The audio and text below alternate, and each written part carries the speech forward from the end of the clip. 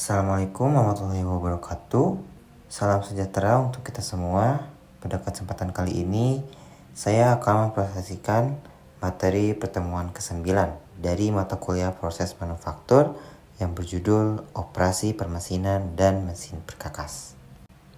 Oke, selanjutnya untuk tujuan umum dari pertemuan ini adalah untuk memberikan pemahaman komprehensif mengenai proses pemesinan, forming, molding, dan metrologi.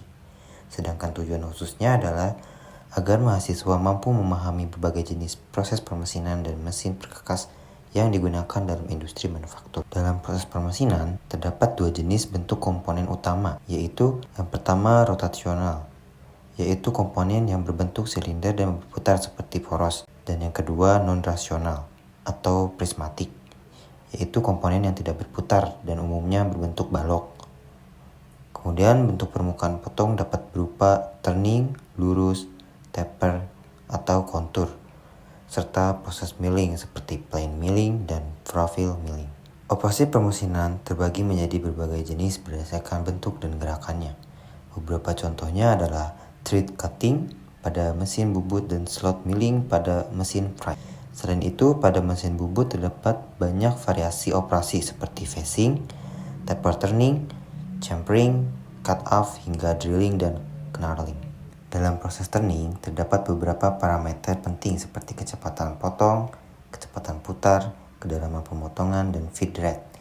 Semua parameter ini digunakan untuk menghitung waktu pemesinan dan material removal rate atau MRR. Dan pemahaman terhadap rumus-rumus ini sangat penting untuk merancang proses pemesinan yang efisien. Mesin utama dalam proses turning adalah mesin lathe atau mesin bubut.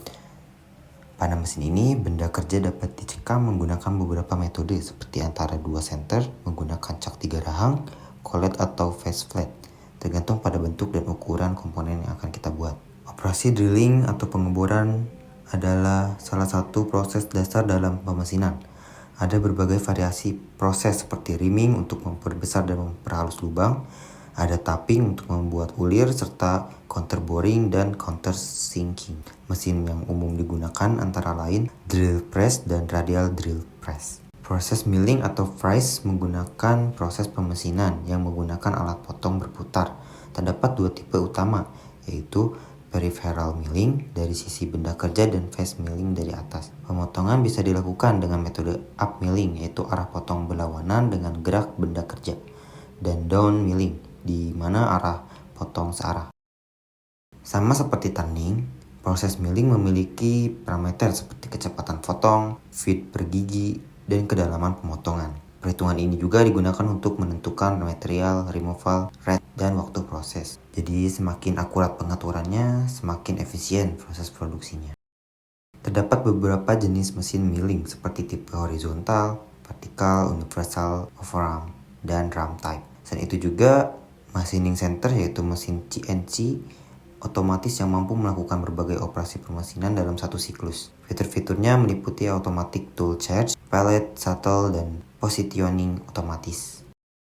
Pada teknologi modern, dikenal mesin mill turn center, yaitu gabungan antara mesin bubut dan mesin fries dalam satu mesin. Jadi dengan mesin ini, sebuah komponen dapat dibubut, di-fries, dilubangi, bahkan di-cut off tanpa harus berpindah mesin.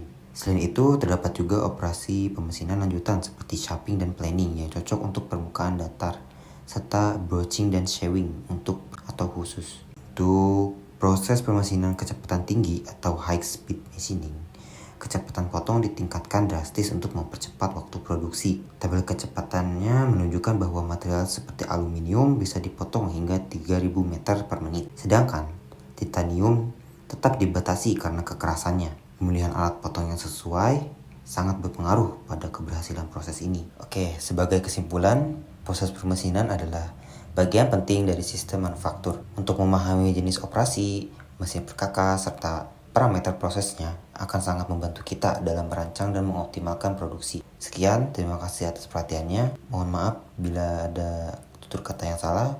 Wassalamualaikum warahmatullahi wabarakatuh.